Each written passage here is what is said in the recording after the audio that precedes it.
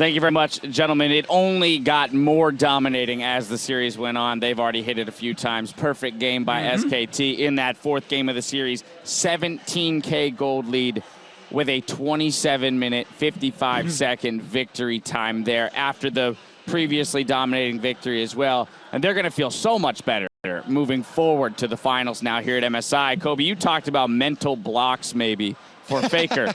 And I just, now that, right? And what just happened, I feel like he did exactly that. He just completely shattered the idea of a mental block here, stepped up to the plate. Yeah, a lot of things that we were talking about coming into MSI did not hold true. Xiaohu, the performances that he had been having were night and day compared to what he was in this series.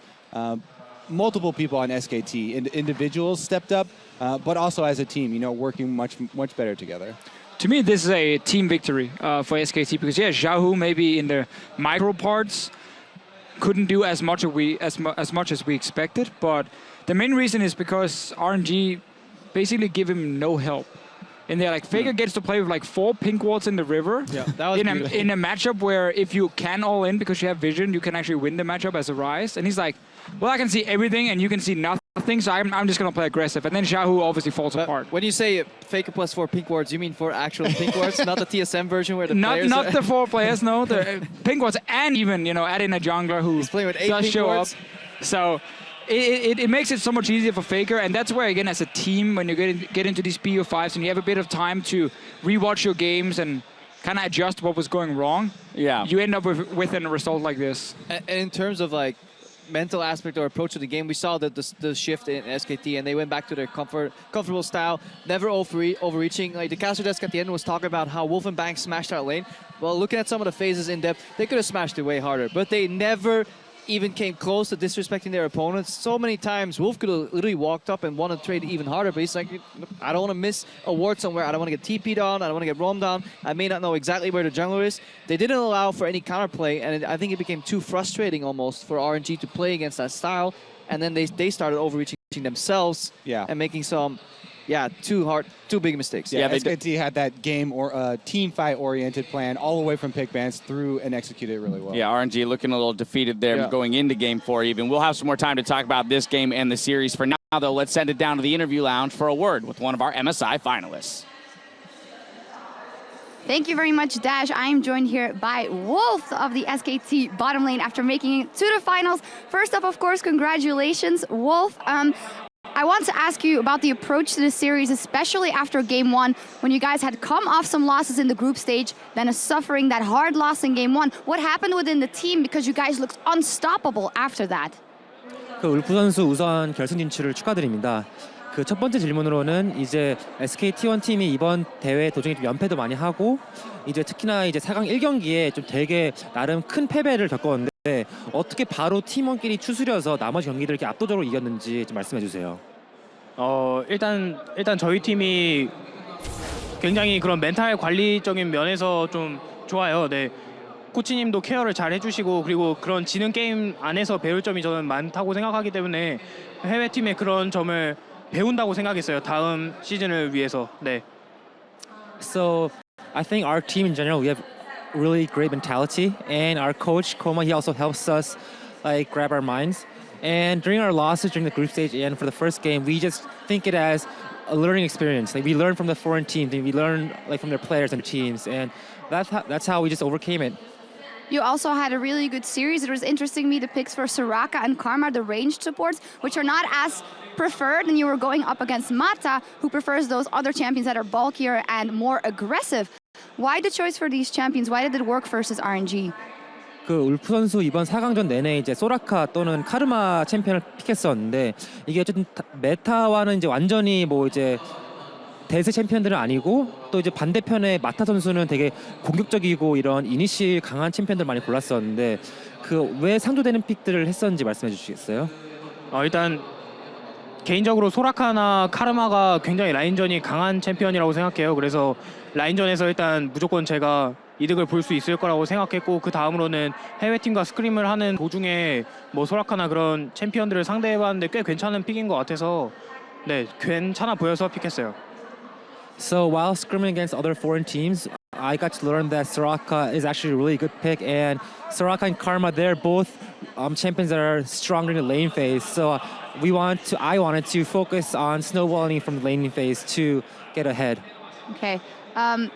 Final question, or one of the final questions. Obviously, you're in the final now. You guys are looking unstoppable. Who would be your preferred opponent out of CLG and the Flash Wolves, and why? 그러면 이제 결승전 상대가 내일 정해지는데요. 이제 CLG랑 플래시 wolves 중에서 어떤 팀을 더 붙기를 선호하시나요? 그리고 그 이유까지 설명해 주세요. 저는 플래시 오브즈보다는 CLG가 올라오는 게 좀 더 경기가 재밌을 것 같아요. CLG가 조금 더 잘한다고도 생각하고 특히 아프로모 선수에게도 배울 점이 좀 많았었기 때문에 이번에 다시 경기하면 또 배울 것 같고 CLG가 더 잘하고 재밌어서 CLG가 올라왔으면 좋겠어요. I think CLG is a bit better than Flash Wolves right now, and I think it'd be more interesting to play against them.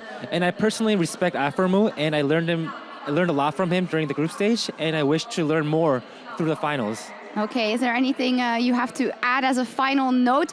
SKT is looking unstoppable now. Are you going to get that title?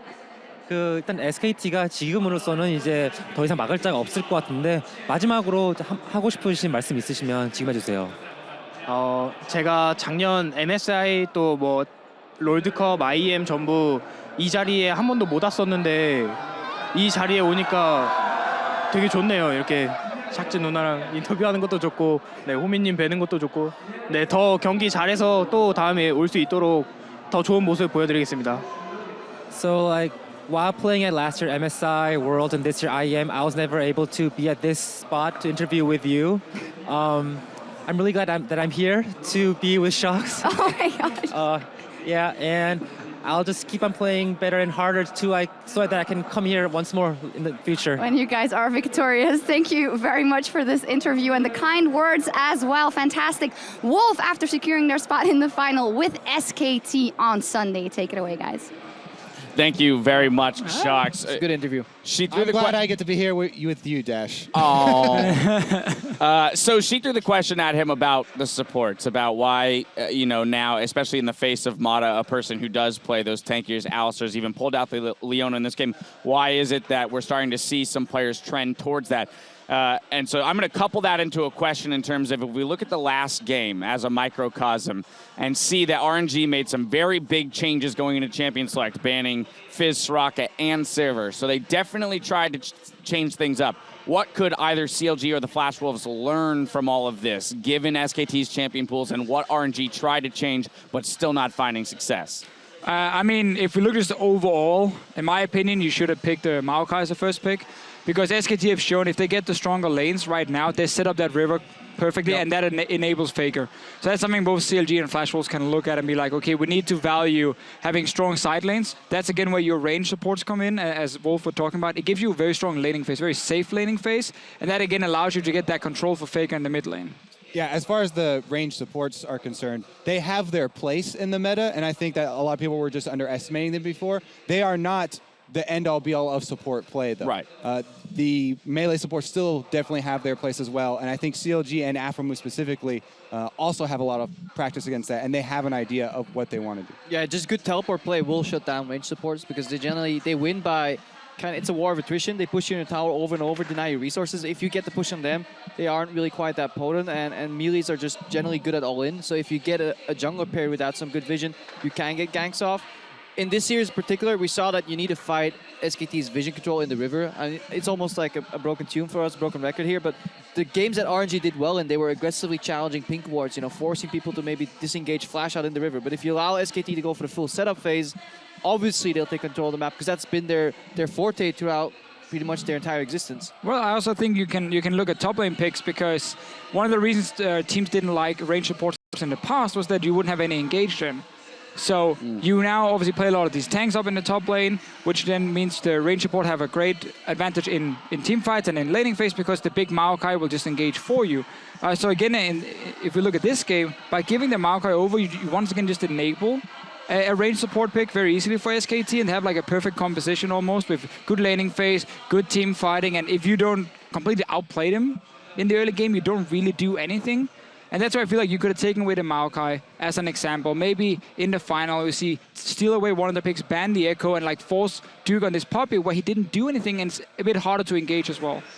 Yeah, it seemed like there was sort of a knee-jerk reaction in the last game where RNG are just saying, we don't want to get beat with the same things we were beaten with before, and open up the floodgates, basically. And Maokai, the top lane tank, does get through. Yeah, in terms of what the series revealed, Fizz as a counter pick, or just as a pick in general, is out there. We have the Soraka making Wolf a much higher impact player overall. So these are two things that the team that faces SKT in the final could learn from.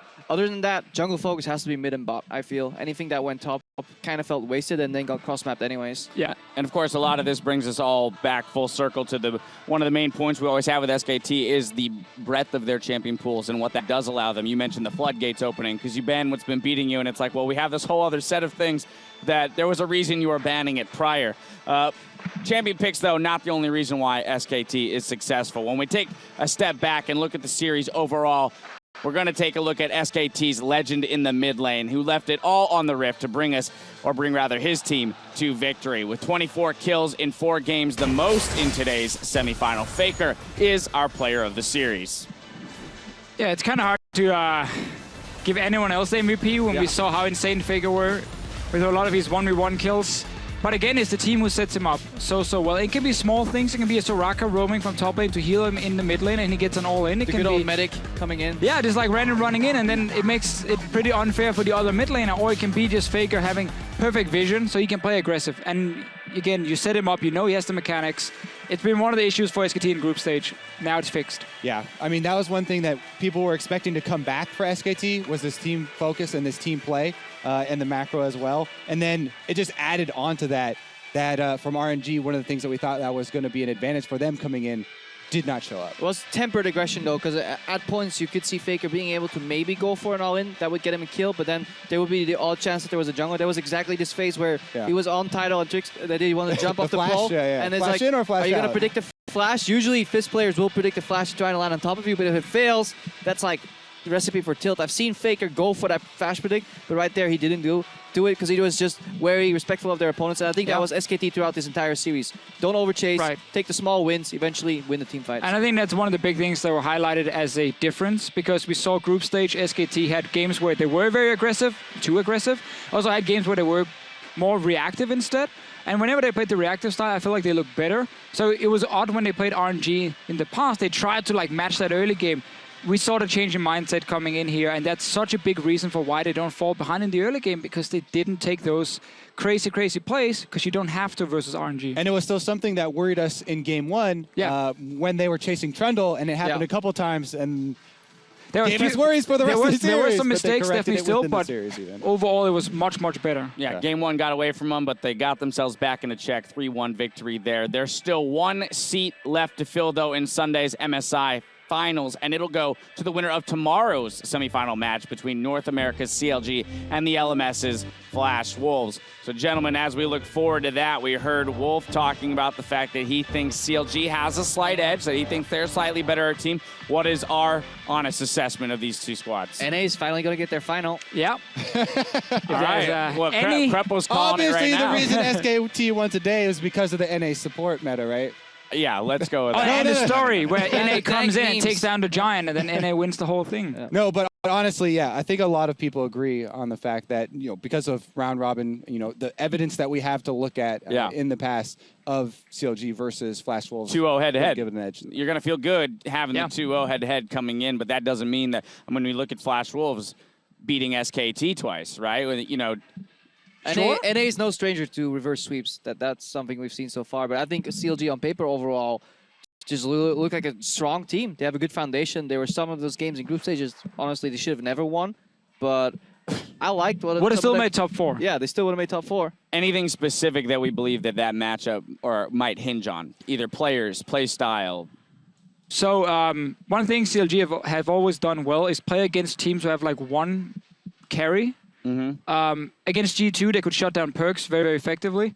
Against Flash Wolves, they are able to shut down Mabel very often, and everything goes through the mid lane when you play the Flash Wolves. And I think Flash Wolves have too many problems that can't be fixed over 4 days, like poor lane swapping, again, rely too much on Mabel, and I think CLG CLG is such a smart team, they will be able to just play around it. They will never get surprised about what Flash Wolves can do. Yeah, I agree with the first part of that, and I think adding on to that, the flip side. Don't agree with the second part? No, that I'm going to use yours as the first part. The second part is that I don't believe that Flash Wolves on the flip side, when they're looking at shutting down the carries of CLG, and namely Stixay, I don't think that they have what it takes to get back to 6. Yeah, it's much easier for CLG to neutralize Maple than it is for Flash Wolves to neutralize Stixay. All right, final thoughts, Crepo? I Or just they agree covered with these it? guys. All right, boom. Well, Both yeah, parts? you already called it for All 3 points. CLG. All right, well, our coverage of MSI's penultimate series begins at 1:30 p.m. local time. That's 7:30 a.m. Central European Summertime and 10:30 p.m. Friday night for those in the Pacific Daylight Time. Until then, it's time for us to sign off. So on behalf of the casters, us behind the desk, and everyone behind the scenes,